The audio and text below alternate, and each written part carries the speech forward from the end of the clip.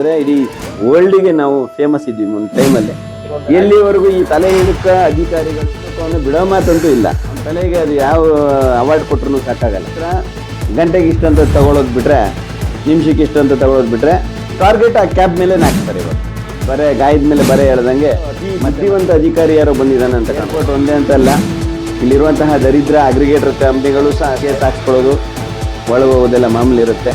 100% ಚಾಲಕನ ಮೇಲೆ ಬೀಳುತ್ತೆ. ಬಾಗಿಲು ಹಾಕೊಂಡ್ರು, ಬೌನ್ಸರ್ಗಳನ್ನ ಬಿಟ್ಟು ನಮ್ಮನ್ನು ಹೊರಗೆ ದಬ್ಬುದು, ಅದು ಆ ಲೆವೆಲ್ಗೆ ಹೋಗ್ತಾ ಇಲ್ಲ. ಇದು ಇನ್ನು ಚಿಲ್ಲರೆ ಲೆವೆಲ್ಗೆ ಬರ್ತಾ ಇದೆ. ಇದು 50% ಬರಲ್ಲ ಅಂತ ಏನಂತ. ಸೊ ನಾನು ಇಷ್ಟೇ ಹೇಳೋದು, ನಮ್ತನ ಕಳ್ಕೊಂಡ್ಬಿಟ್ಟಿದ್ದಾರೆ ನಮ್ಮ ಚಾಲಕರು. ಹಾಗೇನೆ ನಮ್ತನ ಜೊತೆಗೆ ಕನ್ನಡದ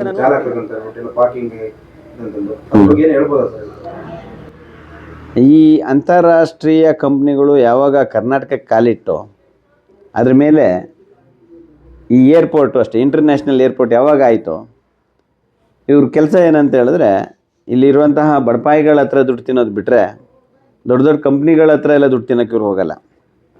ಯಾರು ಇಲ್ಲಿ ಕ್ಯಾಬ್ ಚಾಲಕರಿದ್ದಾರೆ ಅಂಥವ್ರ ಹತ್ರ ಗಂಟೆಗೆ ಇಷ್ಟು ಅಂತ ತಗೊಳ್ಳೋದು ಬಿಟ್ಟರೆ, ನಿಮಿಷಕ್ಕೆ ಇಷ್ಟು ಅಂತ ತಗೊಳ್ಳೋದು ಬಿಟ್ಟರೆ, ಬೇರೆ ರೀತಿಯಲ್ಲಿ ಇವ್ರು ಯಾವುದು ಕಾನ್ಸೆಪ್ಟ್ಗಳು ತಲೆಗೆ ಹೊಡೆಯಲ್ಲ.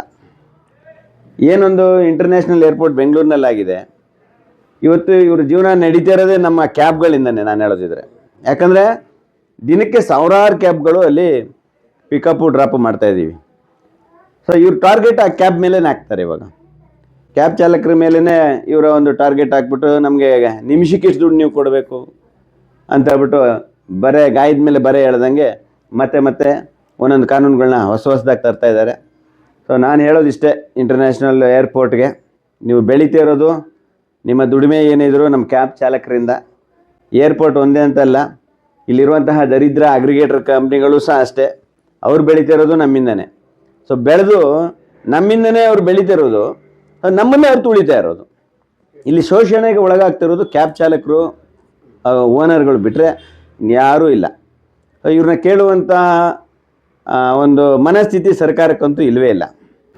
ಸರ್, ಇನ್ನೊಂದು, ಮುಂಚೆಲ್ಲ ಟರ್ಮಿನಲ್ 1 ಟರ್ಮಿನಲ್ 2 ಅಂತ ಇರೋದಲ್ಲ, ಅದೇ ಪಿಕಪ್ ಪಾಯಿಂಟ್ ಇತ್ತು. ಪಿಕಪ್ ಪಾಯಿಂಟ್ ಹತ್ರ ಅವರು ಮಾಮೂಲಿ ಹೋಗಿ ಪಿಕ್ ಮಾಡ್ಕೊಂಡು ಬರೋದು ಸರ್. ಹೌದು. ಇವಾಗೆಲ್ಲ ಏನ್ ಬೇರೆ ಕಡೆ ಕಳ್ಸೋದು, ಅಲ್ಲಿ ದಟ್ಟಿ ಕಸ್ಟಮರ್ನ ವಾಕಿಂಗ್ ಮಾಡ್ಕೊಂಡು 1 ಕಿಲೋಮೀಟರ್ ಹೋಗಿ 1.5 ಕಿಲೋಮೀಟರ್ ಹೋಗಿ ಪಿಕ್ ಮಾಡೋಂಥ ಸಮಸ್ಯೆ ಇದೆ ಸರ್. ಅದ್ರ ಬಗ್ಗೆ ನೀವೇನು ಹೇಳ್ತೀರಾ ಸರ್? ನಾನು ಹೇಳೋದಿದೆ, ಇವರು ಅತಿಯಾಗಿ ಇದು ಇಂಟರ್ನ್ಯಾಷನಲ್ ಲೆವೆಲಲ್ಲಿ ಹೋಗಲಿ ಅಂತ ಏನು ಮಾಡ್ತಿದ್ದಾರೆ, ಅದು ಆ ಲೆವೆಲ್ಗೆ ಹೋಗ್ತಾ ಇಲ್ಲ. ಇದು ಇನ್ನೂ ಚಿಲ್ಲರೆ ಲೆವೆಲ್ಗೆ ಬರ್ತಾ ಇದೆ ಇದು. ಯಾಕಂದರೆ ಒಂದು ಇಂಟರ್ನ್ಯಾಷನಲ್ ಲೆವೆಲ್ ಅಂತ ಹೇಳಿದ್ರೆ ಅದು ಬೇರೆ ಥರದಲ್ಲಿ ಇರಬೇಕು. ಅವನು ಕಸ್ಟಮರ್ ಒಬ್ಬ ಫ್ಲೈಟ್ ಇಳಿದು ಬರ್ತಾ ಇದ್ದಾನೆ ಅಂತ ಹೇಳಿದ್ರೆ, ಅವ್ನು ಹೊರಗಡೆ ಬಂದರೆ ನಾನು ಈಗ ಅಲ್ಲಿ ಗಾಡಿ ರೆಡಿ ಇರಬೇಕು. ಮುಂಚೆ ಆಗುತ್ತಾರೆ ಅದೇ ಥರ ಇರ್ತಾಯಿತ್ತು ಅಲ್ವಾ? ಈಗ ಹಂಗಿಲ್ವಲ್ಲ, ಅವ್ನು ಪಾಪ ಬ್ಯಾಗ್ ಹೊತ್ಕೊಂಡು 3/4 ಕಿಲೋಮೀಟ್ರ್ ನಡ್ಕೊಂಬರ್ಬೇಕು ಅಲ್ವಾ? ಒಬ್ಬ ಪ್ರಯಾಣಿಕ ಅವ್ನು ಫ್ಲೈಟ್ ಇಳಿದು ಒಳಗಡೆನೂ ನಡ್ಕೊಂಬರ್ಬೇಕು ತುಂಬ ದೂರ, ಆಮೇಲೆ ಏರ್ಪೋರ್ಟ್ ಇದು ಬಿಟ್ಟು ಗೇಟ್ ಬಿಟ್ಟು ಸುಮಾರು ದೂರಕ್ಕೆ ನಡ್ಕೊಂಬರ್ಬೇಕು. ಇದ್ಯಾವ ಹಣೆ ಬರ? ಇಷ್ಟೊಂದು ದುಡ್ಡುಗಳನ್ನ ನಾವು ಈ ಫ್ಲೈಟ್ಗೆಲ್ಲ ಕಟ್ಟಿ, ಇಷ್ಟೊಂದು ಸೆಕ್ಯೂರಿಟಿ ಇದರಲ್ಲಿ ನಾವೆಲ್ಲ ಹೋಗಿ ಬಂದು, ಇಲ್ಲಿ ನೋಡ್ರಿ ಇಲ್ಲಿ ಇಷ್ಟು ದೂರ ನಡ್ಕೊಂಡು ಹೋಗುವಂಥದ್ದು. ಈಗ ಇಷ್ಟೊಂದು ಟೆಕ್ನಾಲಜಿ ಮುಂದುವರೆದಿದೆ.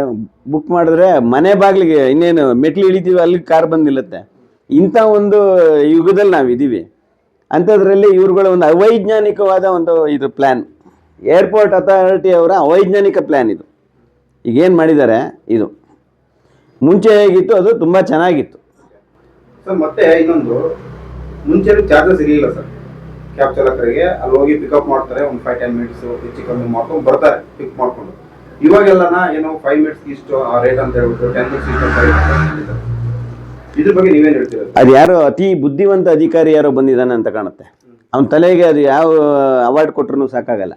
ಯಾಕಂತ ಹೇಳಿದ್ರೆ, ಒಬ್ಬ ಪ್ರಯಾಣಿಕ ಏನು ಮಾಡ್ತಾನೆ, ಕ್ಯಾಬನ್ನು ಬುಕ್ ಮಾಡ್ತಾನೆ, ಅವನ ಪಾಟಿಗೆ ಅವ್ನು ಬರ್ತಾನೆ. ಅಲ್ಲಿಂದ ಇಲ್ಲಿ ಬರೋದಕ್ಕೆ ಅವ್ನಿಗೆ 10-15 ನಿಮಿಷ ಹಿಡಿತದೆ.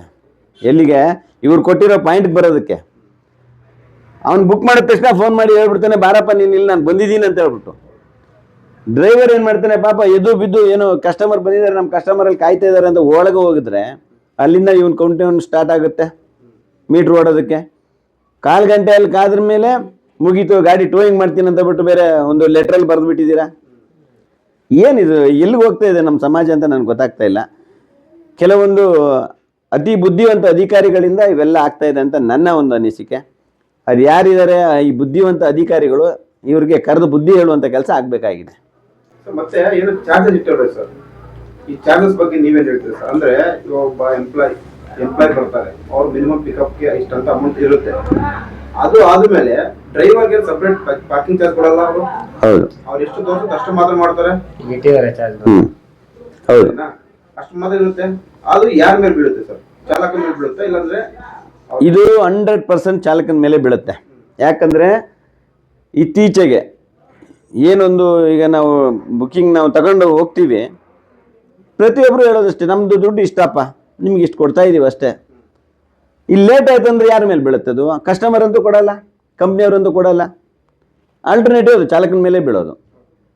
ಹಾಗಾಗಿ ನಾನು ಹೇಳೋದಿಷ್ಟೇ, ಈ ಏರ್ಪೋರ್ಟ್ ಅಥಾರಿಟಿಯವರು ಏನೊಂದು ಕ್ರಮ ತಗೊಂಡಿದ್ದಾರೆ, ಇದು ಚಾಲಕನಿಗೆ ಹೊರೆ, ಚಾಲಕನಿಗೆ ಬರೆ. ಸೊ ಹಾಗಾಗಿ ಇದು ಸರಿ ಇಲ್ಲ, ಸಮಂಜಸವಾದ ಒಂದು ಮಾರ್ಗ ಅಲ್ಲ ಇದು ಅಂತ ನಾವು ಹೇಳ್ತೇವೆ. ಸರ್ ಮೊನ್ನೆ ಎಲ್ಲ ಏನೋ ಸ್ಟ್ರೈಕ್ ಅಂತ ಮಾಡಿದ್ರು ಸರ್. ಹೌದು, ತುಂಬಾ ಜನ ಅಟೆಂಡ್ ಆಗಿದ್ರು. ಇಂಥ ಸಂಘಗಳು ತುಂಬಾ ಅಟೆಂಡ್ ಆಗಿದ್ರು ಸರ್, ಬಂದಿದ್ದು. ಹೌದು. ಏನಾಯ್ತು ಸರ್ ತೀರ್ಮಾನ ಅಲ್ಲಿ? ತೀರ್ಮಾನ ಈಗ ಅದೇ ಸೋಮವಾರಕ್ಕೆ ನಿಮಗೆ ಯಥಾಸ್ಥಿತಿಯನ್ನು ಕಾಪಾಡೋ ರೀತಿಯಲ್ಲಿ ನಾವು ಒಂದು ಆರ್ಡರ್ ಮಾಡ್ತೀವಿ ಅಂತ ಹೇಳಿದ್ದಾರೆ. ಅದು ಮಾಡಿದ ಮೇಲೆ ಮಾಡಿದ್ರು, ಒಂದು ಭರವಸೆಯನ್ನು ಕೊಟ್ಟಿದ್ದಾರೆ. ನಾವು ಸೋಮವಾರ ತನಕ ವೆಯ್ಟ್ ಮಾಡ್ತೀವಿ. ಆಗಿಲ್ಲ ಅಂತ ಹೇಳಿದ್ರೆ ಇನ್ನೂ ದೊಡ್ಡ ಮಟ್ಟದಲ್ಲಿ ಎಲ್ಲ ಸಂಘಟನೆಗಳು ಸೇರಿಕೊಂಡು ಇನ್ನೂ ದೊಡ್ಡ ಮಟ್ಟದಲ್ಲಿ ಹೋರಾಟವನ್ನು ಮಾಡ್ತೀವಿ. ಯಾವುದೇ ಕಾರಣಕ್ಕೂ ಇದು ಬಿಡೋ ಮಾತೇ ಇಲ್ಲ. ಏರ್ಪೋರ್ಟ್ ಅಥಾರಿಟಿ ಅವರಿಗೆ ನಾವಿದ್ದರೆ ಅವರಿಗೆ ಜೀವನ, ನಾವಿಲ್ಲ ಅಂದ್ರೆ ಅವ್ರದ್ದು ಏನೂ ಇಲ್ಲ. ಈಗ ಪ್ರತಿಯೊಬ್ಬರ ಚಾಲಕರು ನಾವು ಟೋಲಲ್ಲೇ ಬಿಟ್ಟು ವಾಪಸ್ ಹೋಗ್ತೀವಿ ಅಂತ ಹೇಳಿದ್ರೆ ಗಲಾಟೆಗಳು ಶುರುವಾಗುತ್ತೆ, ದುಂಬಿ ಗಲಾಟೆಗಳಾಗ್ತವೇನು. ಯಾಕಂದರೆ ಪ್ರಯಾಣಿಕೆಲ್ಲೂ ಹೋಗಬೇಕು, ಪ್ರಯಾಣಿಕನ ಇವರು ಟೋಲಿಂದ ಕರ್ಕೊಂಡು ಹೋಗೋಕ್ಕಾಗತ್ತಾ? ಆಗಲ್ವಲ್ಲ. ಆಲ್ಟರ್ನೇಟಿವ್ ದಾರಿಗೆ ಬರಲೇಬೇಕು ಏರ್ಪೋರ್ಟ್ ಅಥಾರಿಟಿಯವರು. ನಾವು ಹೇಳೋದಿಷ್ಟೇ, ಏರ್ಪೋರ್ಟ್ ಅಥಾರಿಟಿಯವ್ರಿಗೆ ದಯವಿಟ್ಟು ನೀವು ಏನು ಮುಂಚೆ ನಿಮ್ಮ ರೂಲ್ಸ್ ಇತ್ತೋ ಅದನ್ನೇ ಮುಂದುವರಿಸಿ ಅಂತ ನಾವೀಗ ಕೇಳ್ಕೊಳ್ತಾ ಇದ್ದೀವಿ. ಅದೇ ಸ್ಟ್ರೈಕ್ ನಡೀತಿತ್ತು ಮೊನ್ನೆಲ್ಲನ, ಸ್ವಲ್ಪ ಜನಕ್ಕೆ ಏಟ್ ಬಿದ್ದಿದೆ, ಪೊಲೀಸ್ ಮಾಡಿದ್ದಾರೆ, ಸ್ವಲ್ಪ ಜನ ಮೇಲೆ ಕೇಸ್ ಮಾಡಿದ್ದಾರೆ. ಇದ್ರ ಬಗ್ಗೆ ಏನು? ಈ ಹೋರಾಟಗಳಂದರೆ ಸಾಮಾನ್ಯವಾಗಿ ಕಾನೂನು ಅಡೆತಡೆಗಳು ಇದ್ದೇ ಇರುತ್ತೆ. ಲಘು ಲಾಠಿ ಪ್ರಹಾರ ಮಾಡಿದ್ರು ಮೊನ್ನೆ, ಅದ್ರ ಬಗ್ಗೆ ನಾವು ತೀರಾ ತಲೆ ಕೆಡಿಸ್ಕೊಳ್ಕೊ. ಯಾಕಂದರೆ ಹೋರಾಟ ಅಂದಮೇಲೆ ಕೇಸ್ ಹಾಕ್ಸ್ಕೊಳ್ಳೋದು, ಒಳಗೆ ಹೋಗೋದೆಲ್ಲ ಮಾಮೂಲಿ ಇರುತ್ತೆ. ಮೊನ್ನೆ ಆಯಿತು, ಅದಕ್ಕಿಂತ ಮುಂಚೆನೂ ಒಂದು ನಾವು ಊಬರ್ ಮೇಲೆ ಹೋರಾಟ ಮಾಡಿದವರು ಅದೇ ಥರ ಆಯಿತು. ಚಾಲಕರಿಗೋಸ್ಕರ ಹೋರಾಟ ಮಾಡಿದ್ವಿ. ಕನ್ನಡಿಗ ಚಾಲಕರಿಗೆ ಅವರು ದ್ರೋಹ ಮಾಡ್ತಾರಂತ ನಾವು ಕೇಳೋಕೆ ಹೋಗಿದ್ದು. ಕೇಳೋಕೆ ಹೋದವಾಗ ಏನು ಮಾಡಿದ್ರು, ಬಾಗಿಲು ಹಾಕ್ಕೊಂಡ್ರು, ಬೌನ್ಸರ್ಗಳನ್ನ ಬಿಟ್ಟು ನಮ್ಮನ್ನು ಹೊರಗೆ ದಬ್ಬಿದ್ರು ಚಾಲಕರನ್ನ. ಅವಾಗ ಸಹಜವಾಗಿ ಚಾಲಕರಿಗೆ ಸಿಟ್ಟು ಬಂತು. ಅದೇ ಟೈಮಿಗೆ ಪೊಲೀಸ್ನವರು ಸಹ ಅಲ್ಲಿದ್ದರು. ಚಾಲಕರು ಸಿಟ್ಟು ಬಂದು ಏನಾಗುತ್ತೆ ಅಂತ ಬಿಟ್ಟು ತೋರಿಸಿದ್ರು, ಡೋರ್ ಹೊಡೆದು ಹಾಕಿದ್ರು. ಅವತ್ತು ಇಂಟರ್ನ್ಯಾಷನಲ್ ಇಶ್ಯೂ ಆಯಿತು. ಸೊ ಒಂದು ದೊಡ್ಡ ಕಂಪ್ನಿ ಅದು, ಅಂಥ ಕಂಪ್ನಿ ಚಾಲಕರು ಹೋದವಾಗ ಅವ್ರು ಕರೆದು ಮಾತಾಡುವಂಥ ಒಂದು ಸೌಜನ್ಯತೆ ಅವ್ರಿಗಿಲ್ಲ ಅಂದಮೇಲೆ ಅವ್ರು ಕರ್ನಾಟಕದಲ್ಲಿರೋ ಯೋಗ್ಯತೆನೂ ಅವ್ನಿಗಿಲ್ಲ ಅಂತ ನಾನು ಹೇಳ್ತೀನಿ. ಆ ಪ್ಲೇಸಲ್ಲಿ ನಾವು ಇದ್ವಿ. 1.5 ದಿನ ನಾವು ಸಹ ಜೈಲಿಗೆ ಹೋಗ್ಬಿಟ್ಟು ಬಂದ್ವಿ. ನನ್ನ ಜೊತೆ 8 ಜನ ಚಾಲಕರು ಸಹ ಬಂದರು. ಎಲ್ಲರನ್ನೂ ಸೇಫಾಗಿ ಹೆಂಗೆ ನಾವು ಹೋಗಿದ್ದು ಒಂದೇ ಥರ ಕರ್ಕೊಂಡ್ಬಂದಿದ್ದೀವಿ. ಅದಕ್ಕೆಲ್ಲ ಖರ್ಚು ವೆಚ್ಚಗಳನ್ನ ನಾವೇ ನೋಡಿಕೊಂಡು ಚಾಲಕರಿಗೇನು ತೊಂದರೆ ಆಗದೆ ಇರೋ, ಯಾಕಂದರೆ ನನ್ನನ್ನು ನಂಬಿ ಬಂದಿದ್ದಾರೆ ಚಾಲಕರು. ಆ ಒಂದು ಕಾರಣದಿಂದಾಗಿ ಆ ಚಾಲಕರಿಗೆ ಅದು ಏನು ತೊಂದರೆ ಆಗದಿರೋ ಥರ ಅವ್ರನ್ನ ಕರ್ಕೊಂಡು ಹಂಗೆ ಬಂದಿದ್ದೀವಿ. ಅವ್ರಿಗೇನು 2 ದಿನ ತೊಂದರೆ ಆಯಿತು, ಅದಕ್ಕೂ ಸಹ ನಾವು ವ್ಯವಸ್ಥೆಯನ್ನು ಮಾಡಿದ್ದೀವಿ. ಮತ್ತೆ ಈಗ ಬಂದ್ಬಿಟ್ಟು ಈಗ 22ನೇ ತಾರೀಕು ಸ್ಟ್ರೈಕ್ ಮಾಡ್ತೀನಿ ಅಂತ ಹೇಳಿದ್ರಿ. ಹೌದು. ಸಡನ್ ಆಗಿ ಆ ಸ್ಟ್ರೈಕ್ ಕ್ಯಾನ್ಸಲ್ ಆಗ್ತಾ ಇದೆ. ಕಾರಣ ನಿಮ್ಗೆಲ್ಲರಿಗೂ ಹೆಚ್ಚು ಗೊತ್ತಿರುತ್ತೆ. ಅಂತ ಒಂದು ದೊಡ್ಡ ಕಂಪ್ನಿ ನಾವು ಒಂದು ಕೊಟ್ಟಿರೋ ಹೊಡೆತ, ಒಂದೇ ಒಂದು ಹೊಡೆತಕ್ಕೆ ಹೆದರೋಗ್ಬಿಟ್ಟಿದೆ ನಾವು. ಕನ್ನಡಿಗರ ಹೊಡೆತ ಹೆಂಗಿದೆ ಅಂತ ಹೇಳ್ಬಿಟ್ಟು ಅವ್ನು ಮೊನ್ನೆ ಗೊತ್ತಾಗಿರಬೇಕು. ಆ ಹೆದರಿರೋದ್ರಿಂದ ಈಗೇನು ಮಾಡಿದ್ದಾನೆ, ಬೇರೆ ಬೇರೆ ರೀತಿಯಲ್ಲಿ ಅವನು ಕಳ್ಳಾಟಗಳು ಇದೆಯಲ್ಲ, ಕಾನೂನು ರೀತಿಯಲ್ಲಿ ಏನೇನು ಮಾಡಬೇಕು, ನಮಗೆ ಕೇಸ್ಗಳು ಯಾವ್ಯಾವ ರೀತಿ ಹಾಕ್ಸ್ಬೇಕು, ಯಾವ್ಯಾವ ರೀತಿ ಇವ್ರನ್ನ ಟ್ಯಾಕಲ್ ಮಾಡಬೇಕು ಅನ್ನೋದನ್ನು ಅವನಿಗೆ ಚೆನ್ನಾಗಿ ಗೊತ್ತಿದೆ. ದುಡ್ಡು ಚೆನ್ನಾಗಿರೋದ್ರಿಂದ ಎಲ್ಲ ಕಡೆ ಇನ್ಫ್ಲುಯೆನ್ಸ್ಗಳು ಯೂಸ್ ಮಾಡಿಬಿಟ್ಟು ನಮ್ಮನ್ನು ಇನ್ನೂ 1-2-3 ಕೇಸ್ಗಳು ಹಾಕಿದ್ರು ನನ್ನ ಮೇಲೆ. ಅವ್ನ ಕೇಸ್ ಎಷ್ಟಾರು ಹಾಕಿ 100 ಕೇಸ್ ಹಾಕಿದ್ರು 101ನೇ ಕೇಸ್ಗೂ ನಾನು ರೆಡಿ ಇರ್ತೀನಿ ಅವನಿಗೆ. ಅದು ನಾನು ತಲೆ ಕೆಡ್ಸ್ಕೊತ ಇಲ್ಲ. ಬಟ್ ನನ್ನ ಜೊತೆ ಬರೋ ಚಾಲಕರಿಗೆ ತೊಂದರೆ ಆಗಬಾರ್ದು ಅನ್ನೋ ಒಂದು ಕಾರಣಕ್ಕೆ 22ನೇ ತಾರೀಕು ಇತ್ತು, ಅದನ್ನು ನೆಕ್ಸ್ಟು ಮುಂದಕ್ಕೆ ಹಾಕಿದ್ದೀವಿ. ಇನ್ನು ಡೇಟನ್ನು ಅನೌನ್ಸ್ಮೆಂಟ್ ಮಾಡಿಲ್ಲ. ಯಾವುದೇ ಕಾರಣಕ್ಕೂ ಅವನು ಬಿಡೋ ಮಾತಂತೂ ಇಲ್ಲ. ತಾತ್ಕಾಲಿಕವಾಗಿ ಮುಂದಕ್ಕೆ ಹಾಕಿದ್ದೀನಿ. ಯಾಕಂದ್ರೆ ಕಾನೂನಿನ ತೊಡಕಿದೆ ಸ್ವಲ್ಪ. ಆ ತೊಡಕನ್ನು ಕ್ಲಿಯರ್ ಮಾಡ್ಕೊಂಡು ನಾನು ಮಾಡಬೇಕಾಗಿದೆ ಕೆಲಸ. ಯಾಕಂದರೆ ನಂದು ಸಹ ಜೀವನ ಇದೆ, ನನ್ನ ಜೊತೆ ಇರೋರ್ದು ಜೀವನ ಇದೆ. ಅದಕ್ಕೆ ಎಲ್ಲಿ ಏಟ್ ಆಗಬಾರ್ದು ಅನ್ನೋ ಕಾರಣಕ್ಕೆ ಸುರಕ್ಷತೆ ದೃಷ್ಟಿಯಿಂದ ಮುಂದಕ್ಕೆ ಹಾಕೊಂಡಿದ್ದೀನಿ. ಟೈಮ್ ಯಾರ್ಯಾರು ಈಗ ಹೋರಾಟಕ್ಕೆ ಈಗ ಒಂದು 1000 ಜನ ಡ್ರೈವರ್ ಇದ್ದಾರೆ ಅಂದ್ಕೊಳ್ಳಿ, 50% ಬರ್ತಾರೆ, 50% ಬರಲ್ಲ. ಅಂಥವ್ರಿಗೆ ಏನಂತ ಹೇಳ್ತೀರಾ? ಸೊ ನಾನು ಎಷ್ಟೇ ಹೇಳೋದು, ನಮ್ತನ ಕಳ್ಕೊಂಡ್ಬಿಟ್ಟಿದ್ದಾರೆ ನಮ್ಮ ಚಾಲಕರು. ಹಾಗೆಯೇ ನಮ್ತನ ಜೊತೆಗೆ ಈ ಕನ್ನಡತನೂ ಅವ್ರ ಹತ್ರ ಇಲ್ಲ. ಈಗ ಪ್ರತಿಯೊಬ್ಬರು ಚಾಲಕರು ಏನಾಗಿದ್ದಾರೆ ಅಂತ ಹೇಳಿದ್ರೆ, ಅವನಿಗೆ 3 ರೂಪಾಯಿ 4 ರೂಪಾಯಿ ಕಿಲೋಮೀಟರ್ ಕೊಟ್ಟರೆ ಸಾಕು ಅವ್ನು ಗಾಡಿ ಎತ್ಕೊಂಡು ಓಡ್ತಾನೆ ಅಂತ ಒಂದು ಚಾಲಕರು ಉಟ್ಕೊಂಡ್ಬಿಟ್ಟಿದ್ದಾರೆ ಇಲ್ಲಿ. ಸೊ ನಾನು ಹೇಳೋದು ಅವರೆಲ್ಲ ಚಾಲಕರಲ್ಲ, ಚಾಲಕರ ವೃತ್ತಿಗೆ ಅವ್ರ ಕಳಂಕ. ಚಾಲಕರು ಅಂದ್ರ ಮೇಲೆ ಒಂದು ಸರಿಯಾದ ರೇಟ್ ಇರಬೇಕು, ದರ ಇರಬೇಕು, ಆಮೇಲೆ ಅವನ ಹತ್ರ ಇರಬೇಕು, ಅವನು ಶಿಸ್ತಾಗಿ ಯೂನಿಫಾರ್ಮ್ ಹಾಕೊಂಡಿರುವಂಥವನಾಗಿರಬೇಕು, ಗಾಡಿ ಡಾಕ್ಯುಮೆಂಟ್ ಕರೆಕ್ಟಾಗಿ ಇಟ್ಕೊಂಡು ಅವನು ಚಾಲಕ. ಇವತ್ತಿನ ದಿನ ಕೆಲವೊಂದಷ್ಟು ಜನ ಚಾಲಕರು, ನಾನು ನ್ಯೂನ್ಯತೆ ನಮ್ಮಲ್ಲೇ ಇರಬೇಕು ಇಲ್ಲ ಅಂತಿಲ್ಲ, ಕೆಲವೊಂದಷ್ಟು ಜನ ಚಾಲಕರು ಅವ್ರ ಚಾಲಕರ ರೀತಿಯೇ ವರ್ತಿಸ್ತಾ ಇಲ್ಲ. ಸೊ ಅಂಥ ಚಾಲಕರು ನಾನು ಹೇಳೋದಿಷ್ಟೇ, ದಯವಿಟ್ಟು ಈ ಒಂದು ಕ್ಯಾಟಗರಿ ನಮ್ಮದು ವರ್ಗ ಏನಿದೆ, ಚಾಲಕರ ವರ್ಗ, ಈಗಾಗಲೇ ನಮ್ಮದು ಹೆಸರುಗಳು ಸಾರ್ವಜನಿಕರ ಬಾಯಲ್ಲಿ ಬರ್ತಾ ಇದೆ, ಅದು ಬರಬಾರ್ದು. ಕನ್ನಡಿಗರು ಬೆಂಗಳೂರಿನ ಚಾಲಕರು ಅಂತ ಹೇಳಿದ್ರೆ ಇಡೀ ವರ್ಲ್ಡಿಗೆ ನಾವು ಫೇಮಸ್ ಇದ್ವಿ ಒಂದು ಟೈಮಲ್ಲಿ. ಅದು ಮರಳಿ ಬರಬೇಕಂತ ನನ್ನ ಆಸೆ, ಅಷ್ಟೇ, ಏನೇನಿಲ್ಲ. ಈಗ ಇತ್ತೀಚಿನ ದಿನಗಳಲ್ಲಿ ಸುಮಾರು ಒಂದಷ್ಟು ವಿಷಯಗಳನ್ನ ಎಲ್ಲ ಕೇಳ್ಪಡ್ತಾ ಇದ್ದೀವಿ. ಏನು ಅಂದ್ರೆ, ಡ್ರೈವರು ಒಂದು ಹುಡುಗಿನ ರೇಗಿಸ್ತಾ, ಒಂದು ಹುಡುಗಿನ ಏನೋ ಒಂದು ಹರಾಸ್ಮೆಂಟ್ ಮಾಡ್ದ, ಈ ರೀತಿಲಿ ತುಂಬಾ ಹೇಳ್ತಾ ಇದ್ದಾರೆ. ಇದ್ರೊಳಗಡೆ ತುಂಬಾ ಜನ ಪಾಲ್ಗೊಳ್ತಾ ಇರೋದು ಕನ್ನಡಿಗರಲ್ಲ. ಆಕ್ಚುಲಿ ಬಂದ್ಬಿಟ್ಟು ಒಡಿಶಾ ಆಗಿರ್ಬೋದು, ಬಿಹಾರ್ ಆಗಿರ್ಬೋದು, ಕೇರಳದವರಾಗಿರ್ಬೋದು, ಈ ಕಡೆಯಿಂದ ಬಂದಂತವ್ರು ಮಾಡ್ತಾ ಇದ್ದಾರೆ. ಇವ್ರ ಹತ್ರ DLಗಳು ಸಹ ಇಲ್ಲ. ಇದನ್ನ ಮುಂಬರೋ ದಿನಗಳು ನಾವು ಯಾವ ಥರ ಫೇಸ್ ಮಾಡಬೇಕು? ಈ ಹೋರಾಟ ನಾವು ಮಾಡ್ತಾ ಇರೋದು ಅದೇ. ಏನಂತ ಹೇಳಿದ್ರೆ, ಈ ಊಬರ್ ಕಂಪ್ನಿ ಏನಿದೆ, 25,000 ಗಾಡಿಗಳನ್ನು ಬೆಂಗಳೂರು ಹತ್ರ ನಿಲ್ಲಿಸಿದ್ದಾರೆ. ಈ 25,000 ಗಾಡಿಗಳಿಗೂ ಬಾಂಗ್ಲಾದೇಶಿಗರನ್ನ, ಆಮೇಲೆ ಕೋಲ್ಕತ್ತಾದವ್ರನ್ನ, ಬಿಹಾರಿಗಳನ್ನು ತಗೊಂಬಂದು ಇಲ್ಲಿ ತುಂಬ್ತಾ ಇದ್ದಾರೆ. ಅವರಲ್ಲಿ ಸೈಕಲ್ ಓಡಿಸೋರಾಗಿದ್ರು ಇಲ್ಲಿ ಇವ್ರು ಕಾರ್ ಓಡಿಸ್ತಾರೆ. ಆಮೇಲೆ ಅವರಿಗೆ DL ಇರಲ್ಲ. ಇದೇ KR ಪುರಂ, ನಮ್ಮ ದರಿದ್ರ RTO ಒಂದಿದೆ, KR ಪುರಮಲ್ಲೇ ಅವ್ರಿಗೆ DLಗಳನ್ನ, ಫೇಕ್ DLಗಳನ್ನ ಮಾಡಿಕೊಟ್ಟಿರುವಂತಹ ಕೇಸು ರೆಡ್ ಹ್ಯಾಂಡಾಗಿ ಸಿಕ್ಕಾಕೊಂಡಿದೆ. ಫೇಕ್ DLಗಳನ್ನ ಮಾಡಿಕೊಡುವಂಥ ಒಂದು ಜಾಲನೇ ಇದೆ. ಆ ಫೇಕ್ DLಗಳನ್ನ ಕೊಟ್ಟು ಅವರಿಗೆ ಪೊಲೀಸ್ ವೆರಿಫಿಕೇಷನ್ನ ಕೊಟ್ಟು ಇಲ್ಲಿ ಗಾಡಿಗಳನ್ನ ಓಡಿಸ್ತಾ ಇದ್ದಾರೆ. ಇದ್ರ ವಿರುದ್ಧವಾಗಿ ನಾವು ಮೊನ್ನೆ ಹೋರಾಟವನ್ನು ಮಾಡಿದ್ವಿ. ಯಾಕಂದರೆ ನೆಕ್ಸ್ಟು ಇನ್ನೊಂದು 2 ವರ್ಷ ಹೋದರೆ ಆ 25,000 ಗಾಡಿ ಹೋಗಿ 50,000 ಗಾಡಿ ಆಗುತ್ತೆ. ಕನ್ನಡಿಗ ಅವಾಗ ಝೀರೋ ಆಗಿಬಿಡ್ತಾನೆ. ಇಲ್ಲಿರುವಂಥ ಕನ್ನಡಿಗರು ಒಂದೊಂದು ಗಾಡಿ ಯಾರು ಇಟ್ಕೊಂಡಿರ್ತಾರೆ ಅವ್ರುಗಳೆಲ್ಲ ಗಾಡಿಗಳನ್ನ ಮಾರ್ಕೊಂಡು ಅವ್ರವ್ರ ಊರ ಕಡೆ ಹೋಗಿ ಅಗ್ರಿಕಲ್ಚರ್ ಕೆಲಸ ಮಾಡುವಂಥ ಒಂದು ಪರಿಸ್ಥಿತಿ ಗ್ಯಾರಂಟಿ ಬರ್ತದೆ. ಅದು ಸೆಕೆಂಡ್ರಿ. ಇವರು ಏನು ಮಾಡ್ತಾರೆ, 50,000 ಗಾಡಿ ಆದ ತಕ್ಷಣ, ಈಗ ಮೊನ್ನೆ ಇಂಡಿಗೋ ಏರ್ಲೈನ್ಸ್ದು ನಿಮ್ಗೆ ಆಗಿದೆ, ಎಲ್ರಿಗೂ ಗೊತ್ತಿದೆ ಯಾವ ರೀತಿ ಮನೋಪಲಿ ಆಗುತ್ತೆ ಅಂತ ಹೇಳಿದ್ರೆ, 50,000 ಗಾಡಿ ಆದ ತಕ್ಷಣ ನಾನು ಒಂದೇ ಮಾತು ಹೇಳ್ತಾನೆ, ನನಗೆ ಕಿಲೋಮೀಟ್ರಿಗೆ 40 ರೂಪಾಯಿ ಕೊಡೋದಿದ್ರೆ ಈ ಗಾಡಿಗಳು ರನ್ ಆಗ್ತವೆ ನಾಳೆಯಿಂದ, ಇಲ್ಲೊಂದು ಗಾಡಿ ರನ್ ಆಗಲ್ಲ ಅಂತಾನೆ. ಸಡನ್ನಾಗಿ ಆ ಥರ ಶಟ್ ಡೌನ್ ಆದವಾಗ ಎಲ್ಲಿಗೆ ಹೋಗೋದು, ಕಸ್ಟಮರ್ಗಳು ಎಲ್ಲಿಗೆ ಹೋಗ್ತಾರೆ? ಭಾಳ ತೊಂದರೆ ಆಗುತ್ತೆ. ಇದೇ ಥರ ಮಾರ್ಕೆಟ್ನವರೆಲ್ಲ ಕಬ್ಜಾ ಮಾಡಿಕೊಂಡು ಜನಗಳನ್ನ ತಮ್ಮ ಪ್ಲಾಟ್ಫಾರ್ಮ್ಗೆ ಕರ್ಕೊಂಡು ಯಾವ ರೀತಿ ಬೇಕೋ ಆ ಥರ ಅವ್ರು ಆಟ ಆಡುವಂಥದ್ದು ಈ ಒಂದು ಅಗ್ರಿಗೇಟರ್ ಕಂಪ್ನಿಗಳು ಆಡ್ತಾ ಇದ್ದಾರೆ. ಇದನ್ನು ನಾವು ಯಾರೂ ಯೋಚನೆ ಮಾಡ್ತಾ ಇಲ್ಲ. ನಾವು ನಮ್ಮ ಗಾಡಿಗಳನ್ನ ಓಡಿಸ್ತಾ ಇದ್ದೀವಿ ಬಿಟ್ಟರೆ ಇಲ್ಲಿ ಹೊರಗಡೆ ಏನಾಗ್ತದೆ ಅಂತ ಬಿಟ್ಟು ಯಾರೂ ನೋಡ್ತಾ ಇಲ್ಲ.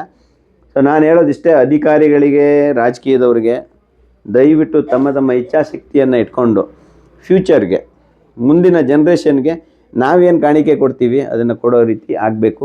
ಕಾನೂನನ್ನು ತಿದ್ದುಪಡಿ ಮಾಡಬೇಕು. ಒಂದು ಕ್ಯಾಬ್ಗೆ ಒಂದೇ ಪರ್ಮಿಟ್ ಇರಬೇಕು, ಒಬ್ಬಂದೇ DL ಮೇಲೆ ಒಂದು ಪರ್ಮಿಟ್ ಕೊಡುವಂಥ ಕೆಲಸ ಆಗಬೇಕಾಗಿದೆ. ಯಾಕಂದರೆ ಆಟೋ ರಿಕ್ಷಾ ಅದೇ ಥರ ಇದೆ, ಕಾರನ್ನು ನಾವು ಅದೇ ಥರ ಮಾಡಿ ಅಂತ ನಾವು ಕೇಳ್ತಾ ಇದ್ದೀವಿ. ಯಾಕಂದರೆ ಇಲ್ಲಾಂದರೆ ಇವತ್ತು 25,000, 10,000, 5,000 ಗಾಡಿಗಳನ್ನ ತಂದು ಒಂದೊಂದು ಕಂಪ್ನಿ ಬಿಟ್ಟರೆ ಎಲ್ಲಿಗೆ ಹೋಗೋದು? ಒಂದು ಲಿಮಿಟ್ ಇರಬೇಕಲ್ಲ, ಇಷ್ಟು ಜನಕ್ಕೆ ಇಷ್ಟು ಕಾರ್ಗಳು ಇರಬೇಕು ಸಿಟಿಯಲ್ಲಿ, ಇಷ್ಟು ಆಟೋಗಳು ಇರಬೇಕಂತ ಬಿಟ್ಟು. ಅದು ನಮ್ಮಲ್ಲಿಲ್ಲ. ಅದು ಇಲ್ಲ ಅಂತ ಹೇಳಿದವಾಗಲೇ ಬಾಡಿಗೆಗಳು ಕಡಿಮೆ ಆಗೋದು, ಇಂತಹ ಕಂಪ್ನಿಗಳು ಬರೋದು.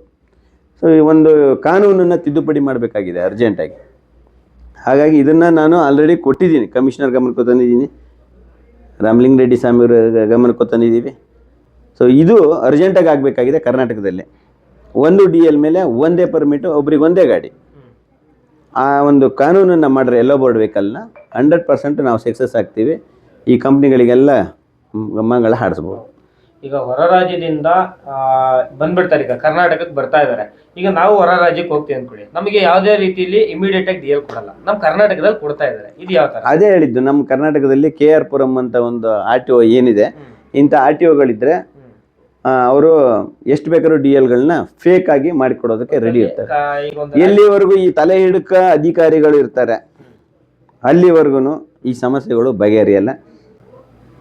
ಈ ಥರ ಫೇಕಾಗಿ ಡಿ ಎಲ್ ಕೊಡೋದು, ಅವ್ರಿಗೆ ಏನೇನು ಬೇಕೋ ಡಾಕ್ಯುಮೆಂಟ್ ರೆಡಿ ಮಾಡೋದು, ಇದೇನಾಗುತ್ತೆ, ಇದು ಚಟುವಟಿಕೆ ಬೇರೆ ಥರನೇ ತಿರುಗುತ್ತೆ. ಅದು ನಾವು ಹೇಳೋದಿಷ್ಟೇ, ಈಗ ಸೋಮವಾರಕ್ಕೆ ನಾವು ಗಡುವು ಕೊಟ್ಟಿದ್ದಾರೆ ಅವರು, ಸೋಮವಾರದ ಮೇಲೆ ನಾವು ಏನಂತ ಇದು ಮಾಡ್ಬೋದು. ಯಾಕಂದರೆ ಸೋಮವಾರ ಏನಾಗುತ್ತೆ ನೋಡ್ಕೊಬೋದು, ನೋಡಿಕೊಂಡು ಆಮೇಲೆ ನಾವು ಅದನ್ನ ಯಾವ ರೀತಿ ಮಾಡಬೇಕು, ನೆಕ್ಸ್ಟು ಏರ್ಪೋರ್ಟ್ ಅಥಾರಿಟಿ ಅವರಿಗೆ ಯಾವ ರೀತಿ ಬುದ್ಧಿ ಕಲಿಸ್ಬೇಕು ಆ ಥರ ಬುದ್ಧಿಯನ್ನು ಕಲಿಸುವಂಥ ಕೆಲಸ ಆಗುತ್ತೆ. ಸರ್ ನಂಬಿಕೆ ಇದೆ ಸರ್ ನಿಮ್ಗೆ ಏನಾದ್ರು ಮಾಡ್ತಾರೆ ಅಂತ ಹೇಳ್ಬಿಟ್ಟು, ಇದನ್ನ ಏನು ವ್ಯವಸ್ಥೆ ಸೇಮ್ ಅದೇ ತರ ಬರುತ್ತಂತ ನಂಬಿಕೆ ಇದೆ ಸರ್? ನಂಬಿಕೆ ಇದೆ, ಗ್ಯಾರಂಟಿ. ಯಾಕಂದರೆ ಈಗ ಎಲ್ಲ ಸಂಘಟನೆಗಳು ಸೇರಿರೋದ್ರಿಂದ ಬರ್ತಾರೆ ದಾರಿ. ಯಾಕಂದ್ರೆ ನಾನು ಇದು ಬರೋಕ್ಕೆ ಮುಂಚೆ ತುಂಬಾ ಜನ ಚಾಲಕರನ್ನು ವಿಚಾರಣೆ ಮಾಡಿದ್ದೀನಿ ಸರ್. ಅಲ್ಲೂ ಕೂಡ ಏನು ಮುಂಚೆ ವ್ಯವಸ್ಥೆ ಇತ್ತು, ಅಲ್ಲೂ ಕೂಡ ಅವ್ರಿಗೇನೋ ಪಾರ್ಕಿಂಗ್ ವ್ಯವಸ್ಥೆ ಇಲ್ಲ. ಅಲ್ಲಿ ಹೋಗ್ತಿದ್ದು ಏನೋ 5-10 ಮಿನಿಟ್ಸ್ ಅಷ್ಟೂ ಇಲ್ಲ, ಒಂದು 5 ನಿಮಿಷ ಒಳಗೆ ಪಿಕಪ್ ಮಾಡ್ಕೊಂಡು ಹೋಗ್ಬೇಕಿಲ್ಲ, ಟೈ ಗಾಡಿ ಬರುತ್ತೆ. ಇದು 1 ವರ್ಷದ ಹಿಂದೆನೇ ಆ್ಯಕ್ಚುಲಿ ಬಂದಿತ್ತು. ಆವಾಗಲೂ ನಾವು ಕರ್ನಾಟಕ ಚಾಲಕರ ಒಕ್ಕೂಟ ನಾರಾಯಣ ಸ್ವಾಮಿ ಅವರು ನಾವೆಲ್ಲ ಹೋಗಿ ಒಂದು ಲೆಟರ್ ಎಲ್ಲ ಕೊಟ್ಟು ಆವಾಗಲೂ ಸಹ ಅದನ್ನ ಇದು ಮಾಡಿದ್ವಿ, ಮುಂದಕ್ಕೆ ಹಾಕೊಂಡು ಬಂದ್ರಂಗೆ. ಈಗ 1 ವರ್ಷ ಆದಮೇಲೆ ಈಗ ಮತ್ತೆ ಇದು ಮಾಡಿದ್ದಾರೆ. ಸೊ ಈಗಲೂ ನಾವು ಹೇಳೋದು ಅಷ್ಟೇ, ಅದು ಯಾವುದೇ ಕಾರಣಕ್ಕೂ ಆ ಥರದ್ದೆಲ್ಲ ಇಡಬೇಡಿ ಅಂತ ಹೇಳೋದು ಅಷ್ಟೇ. ವೈಟ್ ಬೋರ್ಡ್ಗೆ ಏನು ಬೇಕಾದ್ರೂ ಮಾಡ್ಕೊಳ್ಳಿ ನೀವು, ನಮ್ಗೆ ಅಭ್ಯಂತರ ಇಲ್ಲ. ಸೊ ಎಲ್ಲ ಬೋರ್ಡ್ ವೆಹಿಕಲ್ಗೆ ಅವನಿಗೆ ಆದಂಥ ಕಷ್ಟಗಳಿರ್ತದೆ. ಡ್ರೈವರ್ಗೆ ಅವನು ಕಸ್ಟಮರ್ ಬಂದಿಲ್ಲ ಅಂದರೆ ವೆಯ್ಟ್ ಮಾಡಲೇಬೇಕು, ವಿಧಿ ಇಲ್ಲ. ಇನ್ನೆಲ್ಲಿ ಹೋಗಿ ವೆಯ್ಟ್ ಮಾಡ್ತಾನೆ ಅವನು? 4-5 ಕಿಲೋಮೀಟ್ರ್ ದೂರ ಹೋಗ್ಬಿಟ್ಟು ಬರೋಕ್ಕಾಗತ್ತಾ? ಸಾಧ್ಯ ಇಲ್ಲ. ಸೊ ಮತ್ತೆ ಫೈನಲ್ ಆಗಿ ಏರ್ಪೋರ್ಟ್ ಅಥಾರಿಟಿಗೆ ನೀವು ಚಾಲಕರ ಪರವಾಗಿ ಏನು ಹೇಳಕ್ಕೆ ಇಷ್ಟಪಡ್ತೀರಾ ಸರ್?